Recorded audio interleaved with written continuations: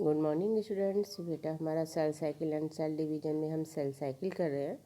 तो जो हमारा टॉपिक है फेजेस ऑफ सेल साइकिल, जितने भी जो यूकैरियोटिक सेल्स हैं, ये टिपिकल यूकैरियोटिक सेल्स जो है वो जो है लगभग सभी में सेल साइकिल जो है वो डिफरेंट होती है। और ह्यूमन बीइंग में जो है वो सेल साइकिल भी डिफरेंट होती है। जो सेल्स डिवाइड होती हैं अप्रॉक्सीमेटली एवरी 24 आवर्स पे डिवाइड होती हैं।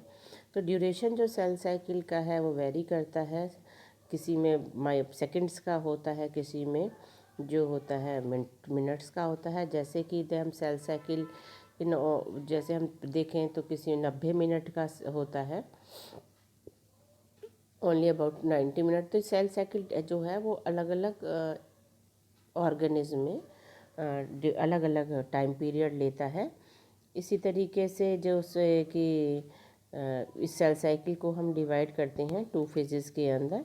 तो एक तो इंटरफेज हो गया और एक एम फेज हो गया। इंटरफेज मीन्स जहाँ पर सेल जो है वो प्रिपेयर हो रही है सेल के लिए, डिवीज़न के लिए। और एम फेज मीन्स जहाँ पर डिवीज़न हो रहा है। तो ये जो एम फेज है वो रिप्रेजेंट करता है जब एक्चुअली में सेल डिवीज़न होता है, माइटोसिस अकर होता है। तो इंटरफेज जो है वो रिप्रेजेंट कर के बाद जो है वो माइटोसिस होता है, यानी दो जो इंटरफेज होगा तो उसमें बीच में माइटोसिस होता है। तो ये जो significant to note that in a 24 hour average duration of the cell cycle of a human cell, 24 hour की जो उसमें है सेल साइकिल होता है। और जो सेल डिवीज़न है वो प्रिपेयर करते हैं last for only about an hour. Last 1 hour के में जो होता है वो माइटोसिस होता है।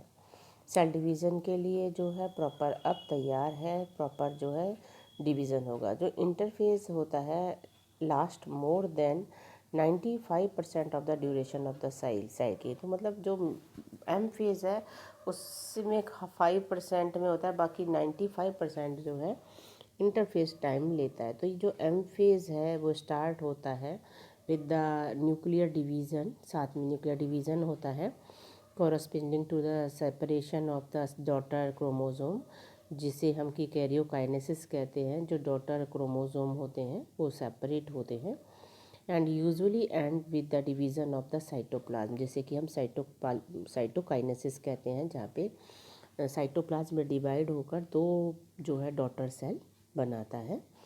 तो जो इंटरफेज है through called the resting phase कह सकते हैं। The call the resting phase is the time during which the cell is preparing for division, जहाँ पे कि सेल जो है डिवीज़न के लिए प्रिपेयर हो रही है। और जो by undergoing both cell growth and DNA replication, जिसमें कि सेल की ग्रोथ भी होती है, डीएनए का रेप्लिकेशन होता है। ये एक ऑर्डरली मैनर में होता है, जैसे कि हम इसलिए इंटरफेस को डिवाइडेड करते हैं 3 फेजेस के अंदर, G1 phase, S phase and G2 phase.